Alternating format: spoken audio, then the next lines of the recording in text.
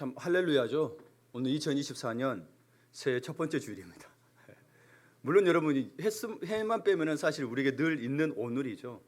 그러나 한 해 한 해로 보게 되면 또 우리가 나이도 먹고 우리가 또 나이를 먹음을 느끼면서 몸도 마음도 변화됨을 느끼기에 너무나도 새해라는 건 중요한 날입니다. 그리고 우리가 또 다짐하고 또 계획들을 세우게 되는데 이게 흐트러지지 않기를 이 처음 같아야 되는데 그렇죠? 늘 처음 같아야 되는데 그런 날이 되시기를 축원합니다. 그래서 오늘 설교를 통해 그러기 위해서는 우리가 계속 유지되기 위해서는 성령님이 인도하시는 삶이 되어야 됩니다. 성령님이 인도하시는 삶이 되어서 올 한 해 모든 면에서 이렇게 모든 면에서 비상하는 이렇게 올라가는 한 해가 되시기를 그런 신앙이 되시기를 축원합니다. 예. 우리가 살아가면서 경험하는 세상은 참으로 다양하죠. 그러다 보니까 우리가 다 경험하지 못한 세상이 참 많습니다. 뭐 TV로 본다고 해서 다 알 수 있는 것도 아니고 직접 경험해 본 것도 보는 게 또 다르죠. 그런데 우리는 이 세계를 단순히 우리가 살아가는 세계로만 볼 게 아니라 두 가지 측면에서 본다면 보이는 세계와 보이지 않는 세계가 있다는 것입니다. 보이는 세계는 말 그대로 우리 인간이 살면서 사는 물리적인 세계를 말합니다. 시간과 공간 안에서 물질적으로 물질적인 거죠. 우리도 다 그렇게 존재하는 방식입니다. 반면 눈에 보이지 않는 세계는 비물질적인 방식으로 존재하고 있습니다. 비물질적인 존재는 시간과 공간을 초월하여 있는 것이기 때문에 손으로 만지거나 육의 눈으로 볼 수 있는 곳이 아닙니다.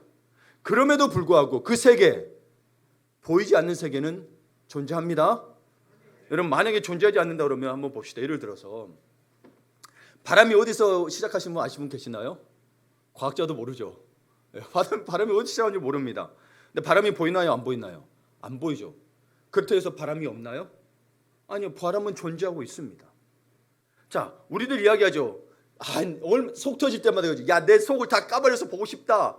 보여주고 싶다 하지만 그 깐다고 해서 내 마음이 보여질까요? 아니요. 빨간 내장밖에 안 보입니다. 마음이 보이지는 않습니다. 근데 여러분 우리는 늘 마음을 이야기합니다. 과학자들도 물질적인 세계를 이야기하는 과학자들도 마음과 정신을 이야기합니다. 근데 그거는 보이지 않습니다. 보이지 않습니다. 예. 그러나 존재하지 않다라고 말할 수 없다라는 거죠. 그래서 특별히 눈에 보이지 않는 세계는 여러분 혼적인 세계와 영적인 세계가 있습니다. 혼적인 세계는 우리의 정신적인 세계를 말하고요. 이거는 모든 사람들에게 있습니다. 근데 영적인 세계는 아주 특별한 방식인데 하나님이 다스리는 세계입니다. 여러분 믿지 않는 자들도 귀신 이야기 한다고 해서 그 사람도 영적인 세계를 말하지 않습니다. 그냥 귀신이 있구나 그럽니다. 예.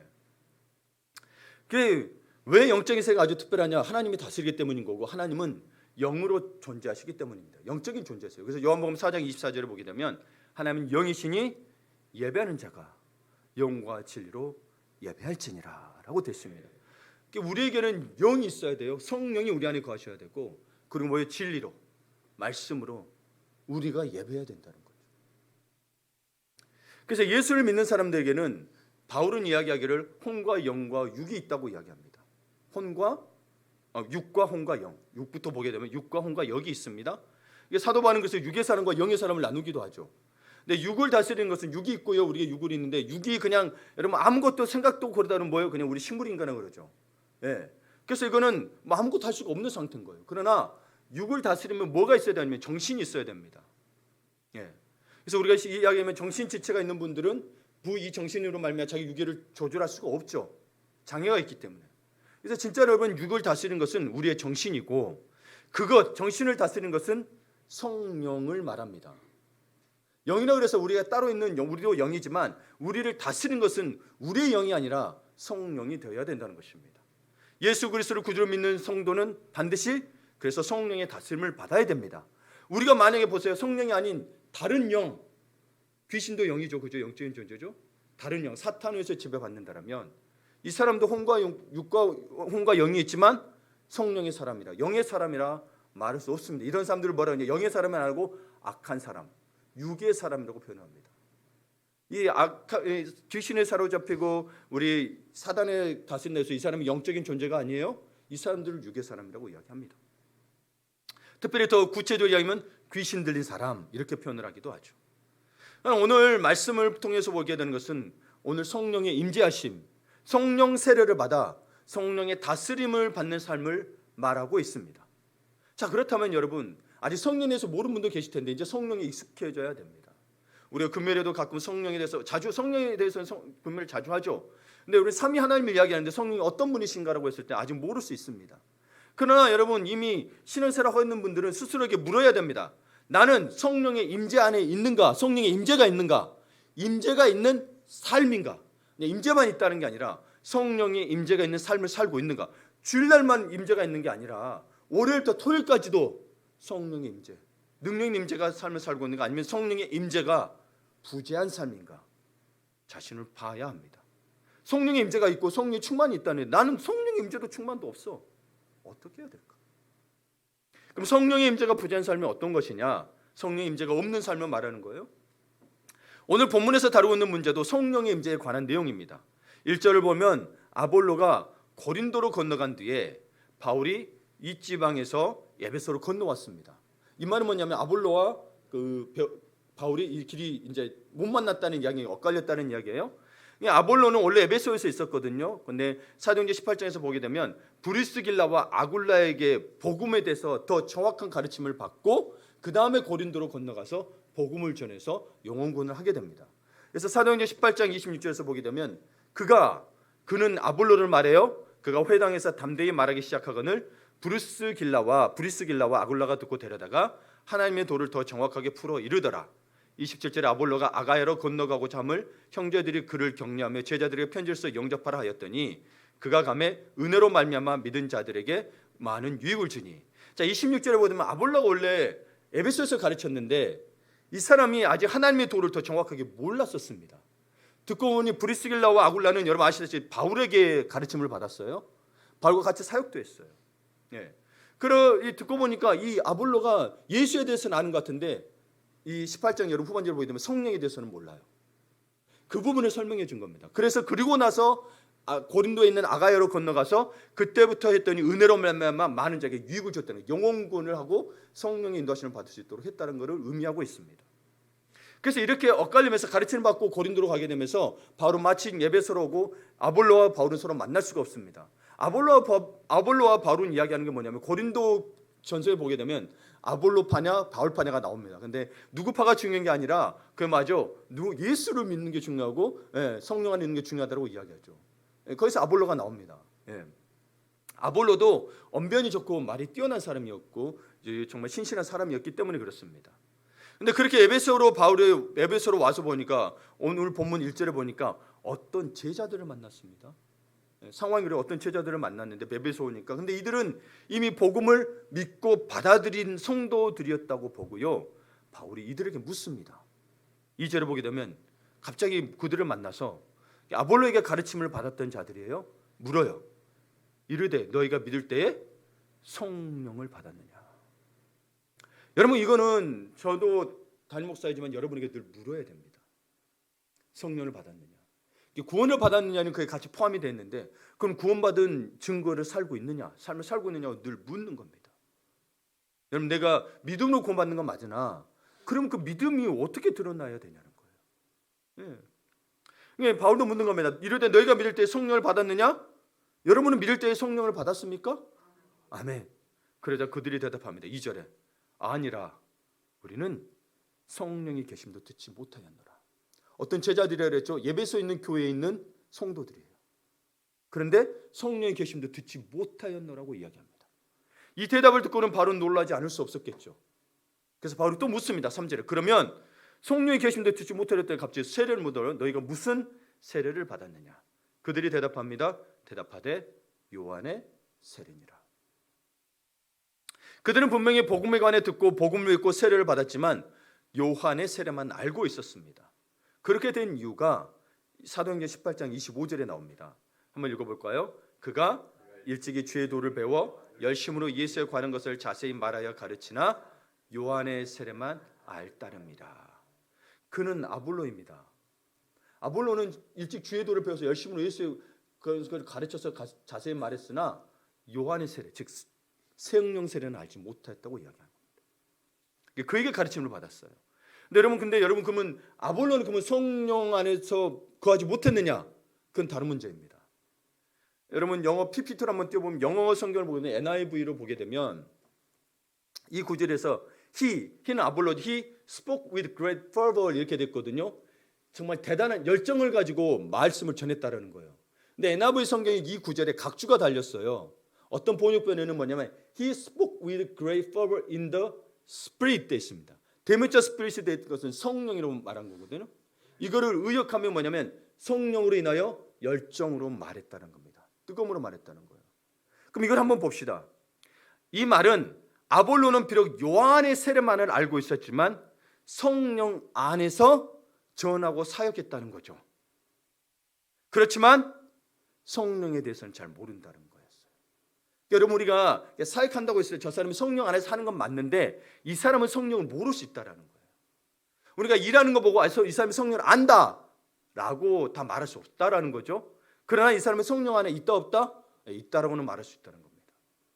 근데 여기에서 뭐냐면 성령 안에 있는 것도 중요한데 성령을 알아야 된다고 바울은 지금 이야기하고 있죠. 그래서 너에게 성령의 계심을 아느냐 근데 못한 듣지도 못했다는 거고 성령의 세례는 알지도 못한다는 거죠. 요한의 세례만 받았다는 거예요. 그러니까 여러분 나중에 아까 브리스길라와 아굴라 부부한테 교육을 가르침을 받았다 했잖아요. 그럼 뭘 가르침을 받았겠어요? 성령에 대해서. 그다음 복음에 나가서 더 성령의 주님이 예수님이 승천하시고 성령이 오신 것에 대해서 성령에 대해서 이야기함으로 말미암아 그들은 성령에 대해서 알게 되었죠. 아볼로는 그렇게 알게 되고 그리고 고린도로 떠났던 겁니다. 그래서 고린도에 있는 자들은 은혜를 입어 유익이 됐다고 이야기한 게 그 이야기입니다. 그러니까 여러분 이게서 봤을 때 오늘 본문에서 나타나고 있는 문제는 뭐냐면 어떤 제자들 우리와 같은 신자들입니다. 요한의 세례는 알았지만 성령의 세례에 대해서는 전혀 알지 못하고 있다는 점입니다. 이걸 바울이 안타까워한 거죠. 근데 이 문제는 성경에만 나타난 문제가 아니라 오늘날 우리 교회 현장에서도 삶의 현장에서 나타나는 문제입니다.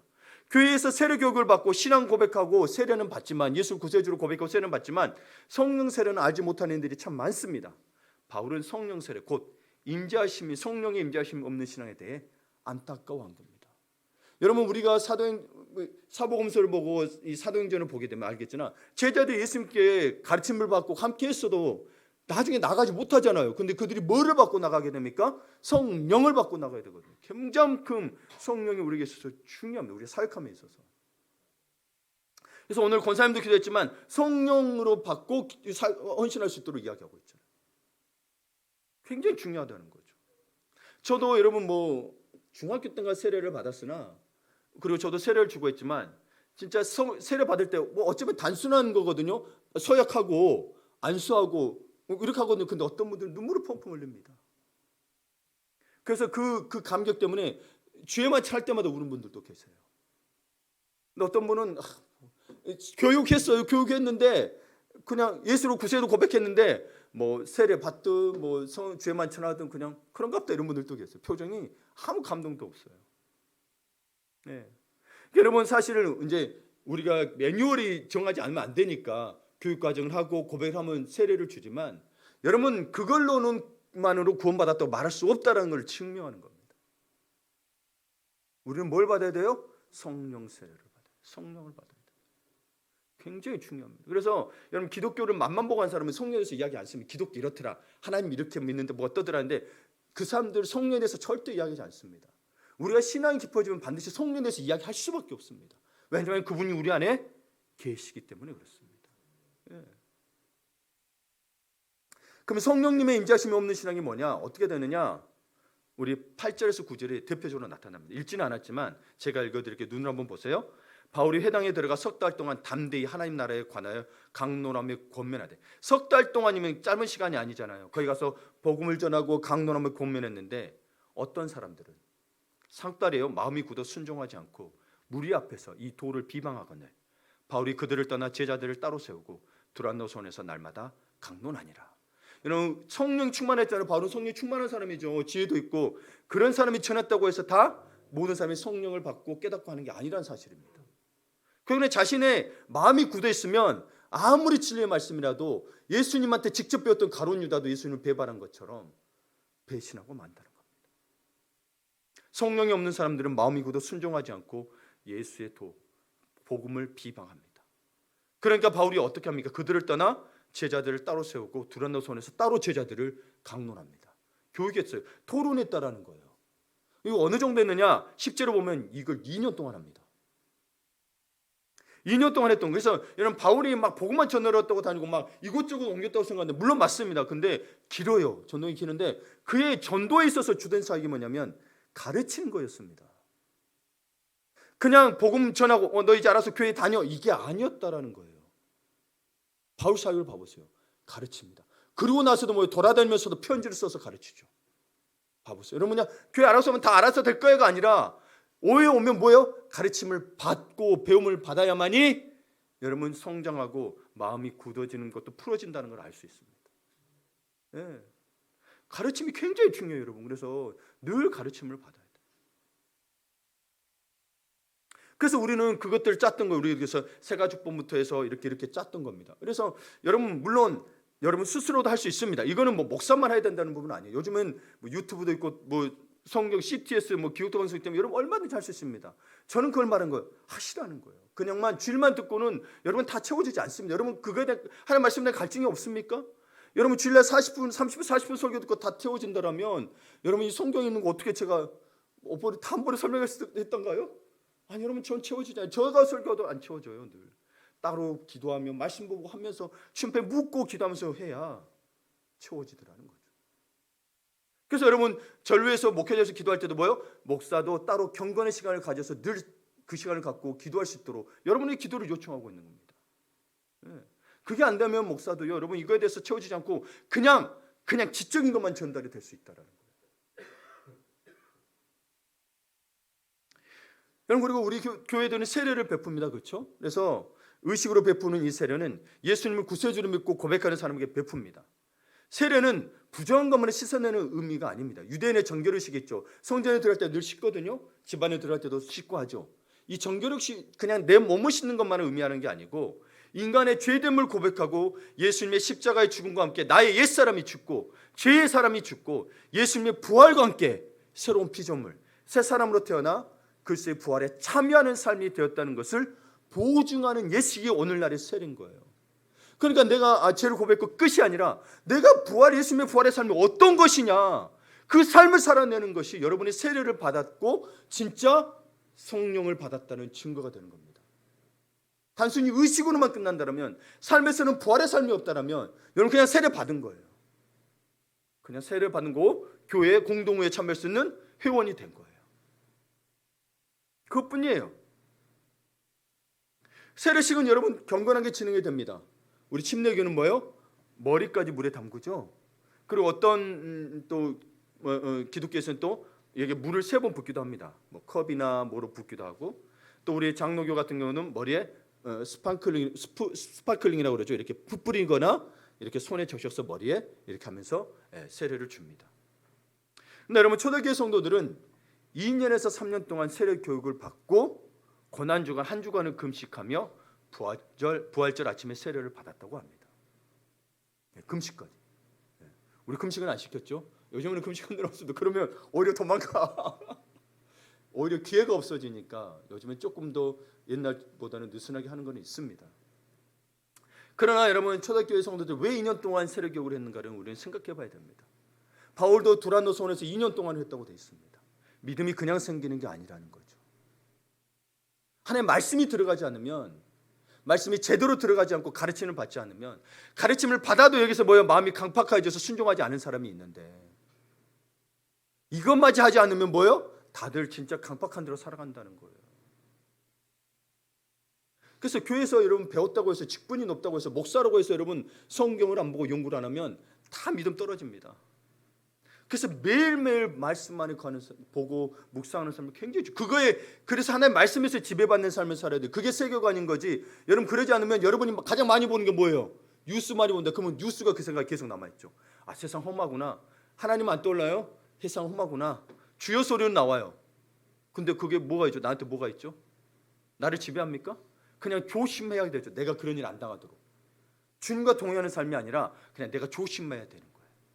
그럼 세상 사람도 그거 하거든요. 안 믿는 사람도 그렇게 해요. 우리의 차이는 우리는 거룩한 자로서의 차이는 주님과 동행하느냐 안 하냐는 거예요. 세상에 우리보다 믿는 사람보다 착한 사람도 많아요. 선한 사람들. 그렇죠? 오히려 우리 크리스찬 중에도 막 화내고 막 그런 사람들 많아요. 그런데 안 믿는데 화도 안 낸 사람이 있어요. 근데 그게 중요한 게 아니라니까요. 그래서 저 사람이 더 훌륭하다 아니에요. 주님과 동행하냐 안 하냐, 성령으로 말미암아 인도함 받느냐 안 받느냐가 중요하다는 사실입니다. 그래서 저도 처음에는 한 6주에서 7주 정도 교육을 하고 세례를 베풀었는데요. 오는 부활절에 세례를 받게 될 3명의 학생들이 있습니다. 이들은 거의 1년 가까이 교육을 받습니다. 수요일마다 교육을 받았습니다. 1시간씩. 어떤 아이는요 초등학교 5학년인데 버스 타고 가요. 네. 그들이 신앙 고백을 하고 세례를 주러 갑니다. 그러고 해도 여러분 사실 이들이 정말 성령의 인도함 받는 삶이 아니에요. 그건 모르겠어요. 저는 성령의 주권에 달려있기 때문에. 근데 그렇게라도 안 하면 이거는 아예 그런 삶이 안 되기 때문에 그렇습니다. 여러분, 그러니까 우리가 신앙생활에도 제도하지 못하는 게 꽤 많다는 거예요. 사자성어에 보게 되면 군맹무상이란 말이 있습니다. 군맹무상이 뭐냐? 그럼 PPT 한번 띄워주실래요? 이거요.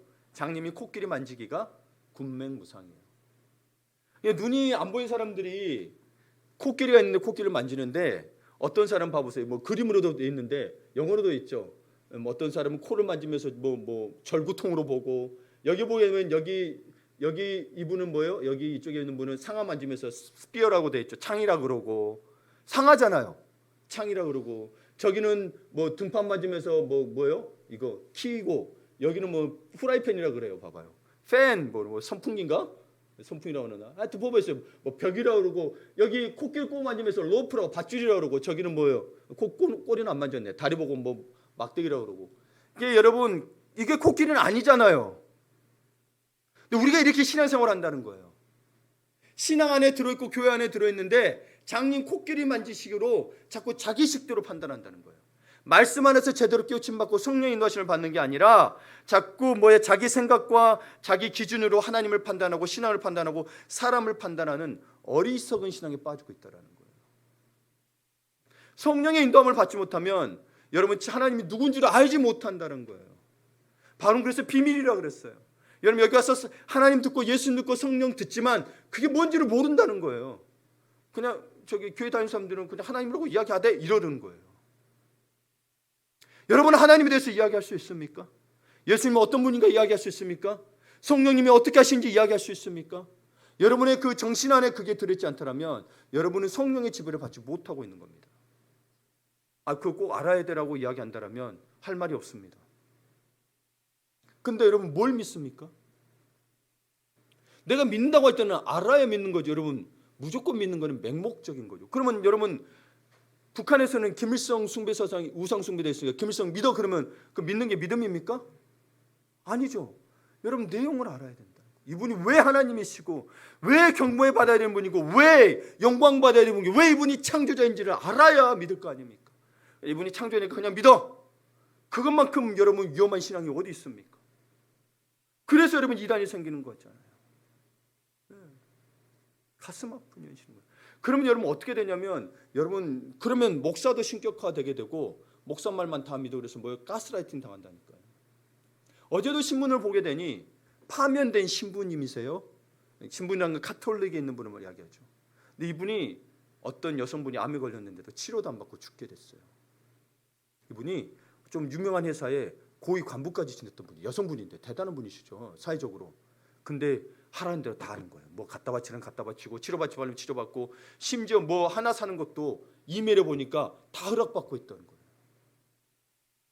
그래서 여러분 제가 새벽기도 때도 금요일에 소개했지만 제발 사람 의지하는 거, 이 사람이 훌륭하지만 이 사람이 하는 대로 따라해서만 하면 안 된다. 여러분이 하나님을 예수를 만나고 성령 안에 거해야 된다. 그러지 않으면 다 가스라이팅 된다. 사람은 완전하지가 않다라는 거예요. 그리고 무엇보다도 여러분 사람이 훌륭하다 할지라도 이 사람이 신격화해 버리면 이 사람이 교만해집니다. 교회가 그 위험을 범한 거예요. 목사도 예배자입니다. 여기서 설교하지만 이 시간은 뭐예요? 예배자예요. 설교하면서 예배드리는 거예요. 여러분이 설교하고 있어서 여러분이 위대한 것 같지만 그게 아니고 목사도 하나님 앞에서는 여러분과 똑같은 예배자라는 사실입니다. 어찌 하나님 앞에서 내가 감히 설교자입니다고 어깨를 들으실 수 있겠습니까? 내가 누구 말을 대언하고 있는 건데 하나님 말을 대언하고 있는 거지 내 말을 하는 게 아니지 않습니까? 내 말이 되면 목사 말 들어가 되겠죠.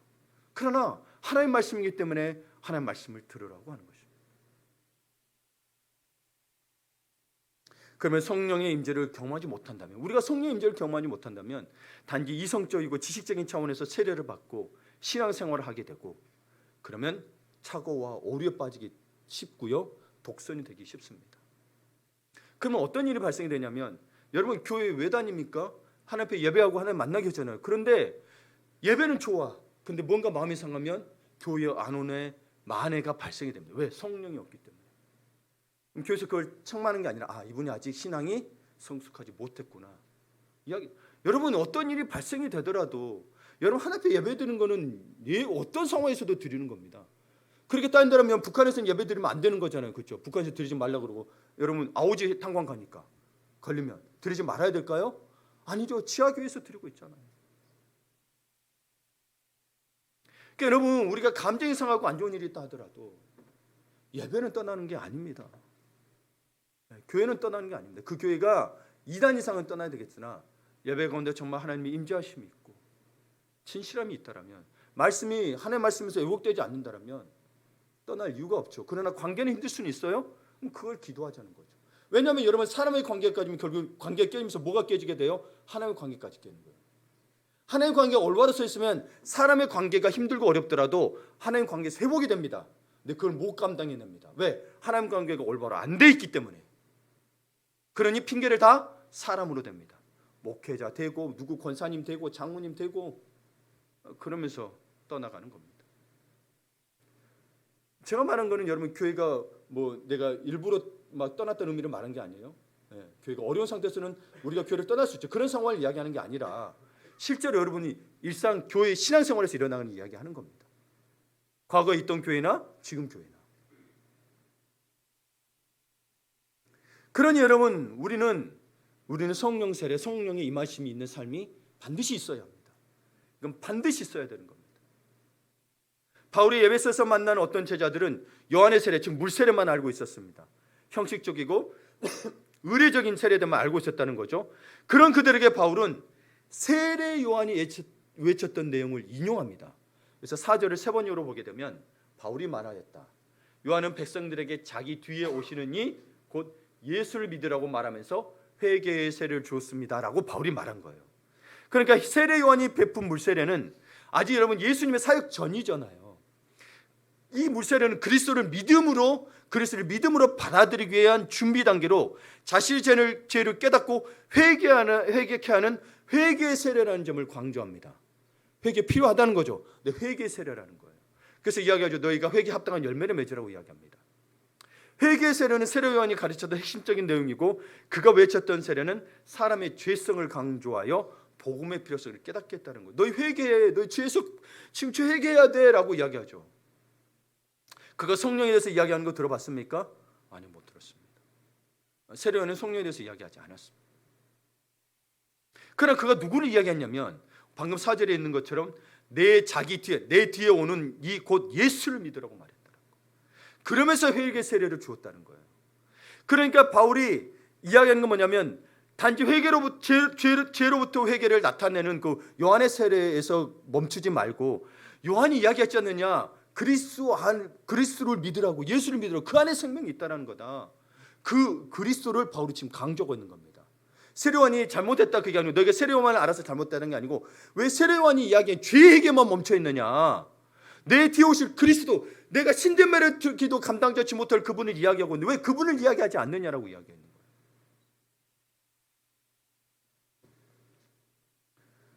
그러면서 여러분 우리가 그리스도를 믿는 그리스도인이 되는, 우리가 그리스도인이 된다는 것은 죄로부터 돌아서는 회개가 있고, 그 다음에 그리스도께로 온전히 가는 믿음이 있어야 된다는 거예요. 회개가 했다고 해서 믿음이 있는 게 아니라는 겁니다. 바울이 말하는 믿음의 세계는 회개하고 성령 안에 거해서 예수와 동행해야 믿음이 있다고 이야기하는 거지, 너가 회개만 한다고. 여러분 회개는 매주 계속 반복하는데 왜 그럴까요? 성령 안에 온전히 거하지 못하기 때문에 그 죄에서 못 벗어나는 거예요. 우리 아이들 위해서 기도할 때 아이들이 그 이야기합니다. 아이들이 형제 동생하고 형하고 안 싸우고 싶대. 기도해 달래. 안 싸워요? 싸웁니다. 그 기도를 또 요청합니다. 또 요청. 자기는 마음은 그래, 안 싸우고 싶은데 싸워요. 그러니 이들에게 아직 성령이 아직 누군지 모르고 성령이 아직 온전히 충만하지 않기 때문이라는 거죠.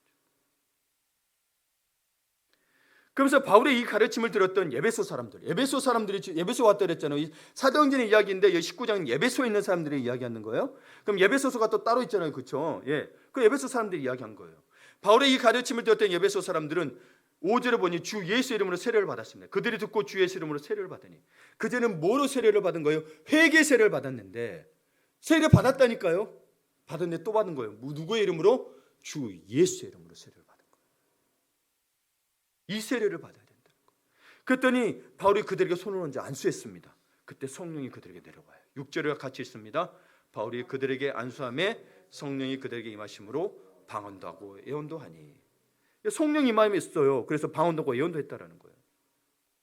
이 방언도 예언도 했다. 방언한 건 사도행전 2장 4절에도 보게 되면 그들이 다 성령의 충만함을 받고 성령이 말하게 하심을 따라 다른 언어들로 말하기를 시작하니라.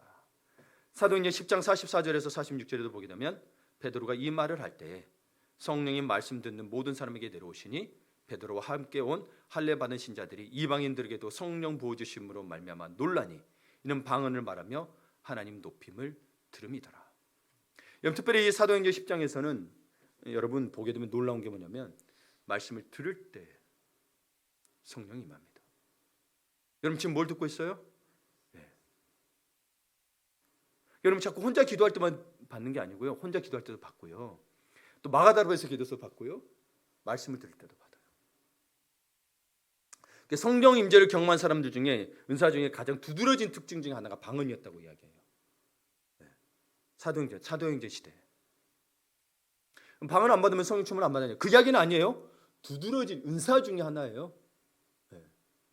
성령 충만이 중요한 거예요. 그래서 근데 이 성령 충만을 받은 사람들의 특징 가장 중요한 게 뭐냐면 방언을 받았다기보다 방언을 받는 게 두드러진 은사 중에 하나였지만 그들의 삶에서는 뭐가 나타나냐면 그 사람들이 성령 임재를 체험한 사람들 한결같이 복음의 증거가 됐어요. 와, 저 사람 예수 믿는 사람이네. 그리고 복음을 전했습니다. 한결같이 복음의 증인이 되었다라는 거예요. 성령의 임재를 체험한 사람들은 육의 눈으로 보지 못한 세계를 보았기 때문에 그 세계를 전하고 증거하는 삶으로 헌신하였습니다.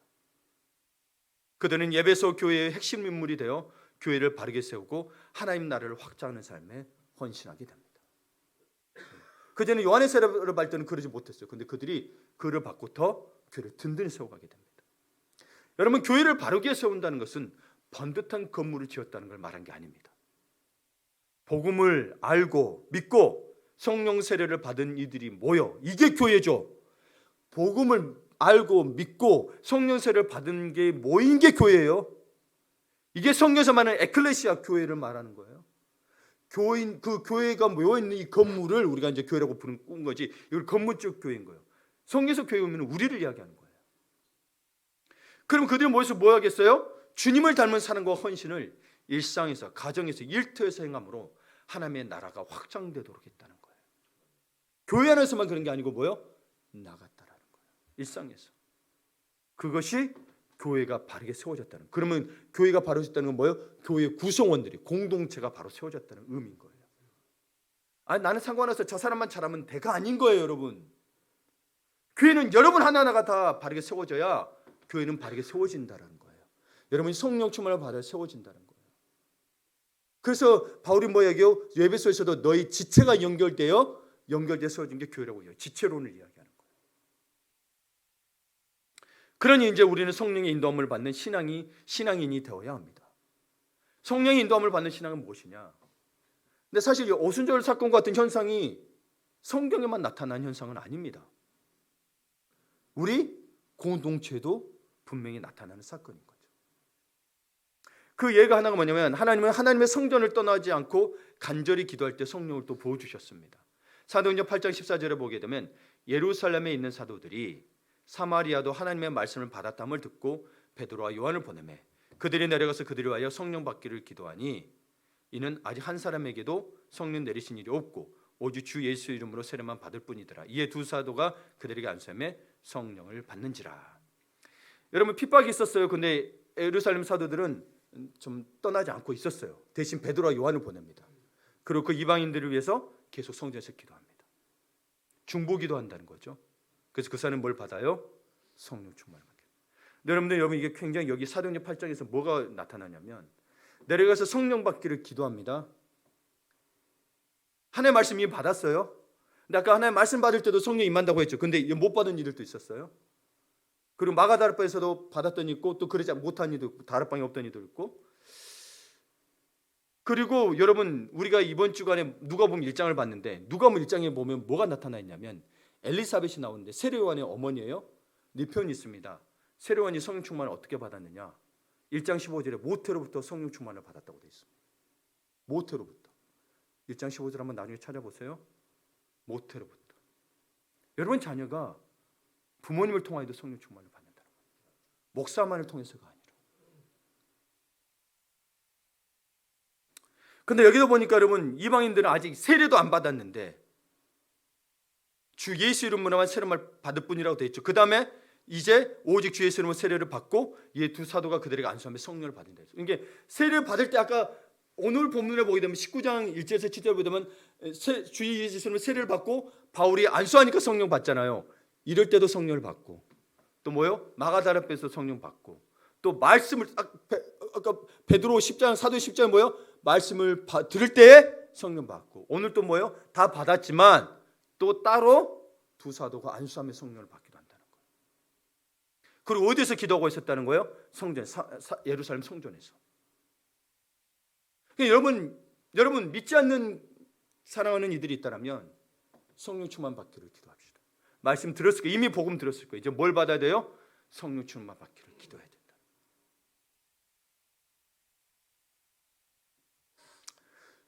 여러분 그리고 바울이 그래서 오늘 본문에 되면 바울이 성령 충만했죠. 그리고 기도했고 그들에게 성령 충만도 임했습니다. 그리고 12절에 보게 되면 바울이 성령 충만했을 때 어떤 일이 일어나냐면 심지어 사람들이 바울의 몸에서 손수건이나 앞치마를 가져다가 병든 사람에게 얹으면 그 병이 떠나고 악기도 나가더라. 대단하죠. 여러분 여기서 중요한 사실을 알아야 됩니다. 이걸 이용하는 이가 있죠. 만민중앙교회 이재록이라고 이단이죠. 만민중앙 성결교라고 우리가 쓰고 있는데 감옥에 갇혔습니다. 근데 그 딸들이 지금 이 짓거리를 또 하고 있습니다. 손수건 팔고 있어요. 한 장에 10,000원씩. 예. 금평 날 거라고. 이들이 예전에 했던 게 어디더라? 어디 섬에 있는 물 먹으면 낫는다고도 했어요. 근데 거기 무안인가요? 무안에. 근데 나중에 수질 검사 나왔는데 완전 오염된 거였어요. 그래서 거기에서 못 먹게 하니까 국가에서 못 먹게 하니까 이제 그거 닫아놓고. 근데 여러분 바울은 봐보세요. 성령 충만해서 자기 몸에서 손수건을 가져다 병든 사람이 나오면 우리 같아도 와 여기서 능력이 나가? 나 앞치마나 손수건 해볼까? 바울이 그런 적이 없습니다. 사람들이 가져가서 병이 나왔으니까 내가 대단하잖아요 바울이. 근데 바울이 그러면 야 너 병 낫고 싶어 내 손수건 앞치마 가져가 하지 않았다는 사실입니다. 그러니까 와서 내가 악기 떠나릴게요 병 떠나릴게가 아니라 늘 그는 예수 믿기를 복음을 전했다는 사실입니다. 그리고 주의 주된 뭐냐면 성경을 가르쳤어요. 그러니까 우리가 자꾸 우리의 욕심에 따라서 내가 병 낫고 싶고 악기도 이런 거 기적 받고 싶으니까 그게 능력인 것처럼 따라가서 이단에 넘어간 사람들이 꽤 많다는 사실. 바울은 그거에 중점을 두지 않았습니다. 그래 나오면은 은혜였어요. 바울이 어디 가서 병 낫기를 막 해갖고 모아놓고 신유인 집회하던 거 아니에요. 성령 역사하시면 그때그때 따라서 했을 뿐인 거고 여기도 자기가 그렇게 하려고 했던 게 아니에요, 여러분. 가져갔어요, 사람들이 그냥. 이게 있으면 능력이 적이고 없으면 능력이 적이 아닌가요? 아니요. 바울이 중요한 것은 뭐예요? 그리고 말씀을 가르치고 너가 믿게 하느냐 안 믿게 이게 중요하다는 거예요. 영혼 살리느냐 안 살리느냐. 물론 여러분 성령 충만을 받고 성령 인도함을 받으면 병이 낫고 악기가 떠나가는 놀라운 능력을 하게 나타나게 됩니다. 이걸 부인한 게 아니고 이것에만 치우치지 말라는 이야기인 거예요. 네. 나타나야죠. 올 한 해 여러분 나오셔야 됩니다. 아픈 분들 있으면. 그리고 삶의 변화가 반드시 있어야 됩니다. 예배소 교회들에게 뭐라고 했냐면 이런 능력 행함이 나타날 뿐만 아니라 성령 충만하게 되면 술도 자제하고 방탕하지도 않아야 됩니다. 그래서 에베소서 5장 18절에 보면 술 취하지 말라 이는 방탕한 것이니 오직 성령으로 충만을 받으라. 명령하고 있어요. 너에게 술 취하지 마. 내가 술 취할 술을 안 마시는 거예요. 내가 절제하는 거예요. 그리고 방탕한 것이요. 방탕한 일을 행하지 않은 거예요. 성령 충만함을 받으라는 거예요. 그래야 계속 이겨낼 수 있다라는 거예요. 안 그러면 유혹 속에 계속 내가 넘어져. 그러니까 여러분, 성령 충만함을 받고 능력 있는 삶을 살도록 가르치는 말씀들을 우리가 믿음으로 받아야 되지. 자꾸 어떤 능력 있나 나타나는 거, 병 고치고 막 죽은 자가 살아나는 이런 것만 보이면 어쨌거나 다 죽습니다. 나중에는 다 죽어요. 병든 자가 병을 낫고 죽는 자가 살아나서 구원받지 않습니다. 그냥 병 낫고 죽는 자가 살아난 거예요. 병 걸렸더라도 어떤 사람이 구원받아요? 예수 그리스도를 믿고 그 말씀에 순종하는 자가 구원받는 거예요. 우리는 그 믿음을 가지고 있는 거예요.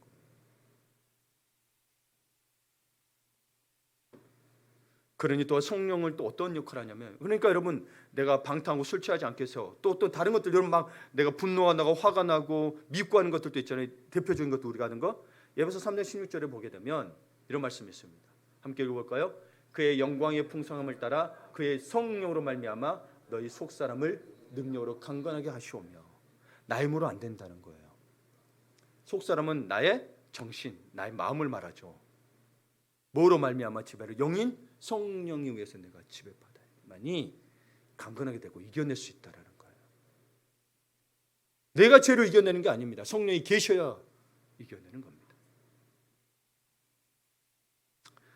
그러니 성령 충만함을 받고 능력 있는 삶을 살도록 가르치는 말씀을 우리가 믿음으로 받아서 우리 삶에 실현될 줄 믿습니다. 이게 진짜 성령의 능력입니다. 물론 여러분, 병 고치고 귀신 떠난 것도 성령의 능력인데 이것만 가지고 이야기하면 안 돼요. 우리 한국의 그 붕의 시대에 영적으로 진짜 이런 일이 많이 일어날 때 있었어요. 근데 이렇게 능력받은 이들이 이 삶은 변화가 안 됐어요. 그래서 자기 말 안 들으면 막 욕하고, 뭐 내 말 안 듣네 자기 마치 하나님처럼 했고, 뭐 갖다 바치면 안 바치면 막 안 갖다 바치냐고 네 저주한다 그러고. 이게 어찌 성령 받았다라고 말할 수 있냐는 거예요. 그렇게 해서 뭐가 돼요? 교주도 되고.